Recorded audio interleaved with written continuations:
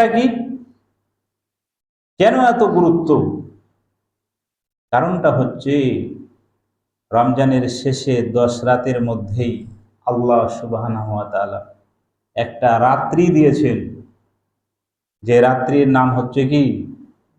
লাইলাতুল কদর।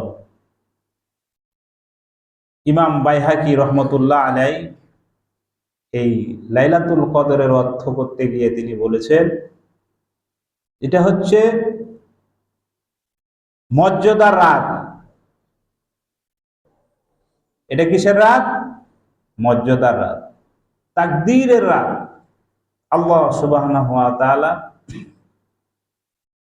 ফেরেশতা হযরতে জিবরিল আলাইহিস সালামের মাধ্যমে এই রাত্রে বান্দার ভাগ্যের পরিবর্তন ঘটান, ভাগ্যের পরিবর্তন লিপিবদ্ধ করেন। বলেন সুবহানাল্লাহ। আর কি করেন? গুনাহ সমূহকে ক্ষমা করে দেন, মাফ করে দেন। বলেন সুবহানাল্লাহ। কোন রাত? লাইলাতুল কদরের রাত।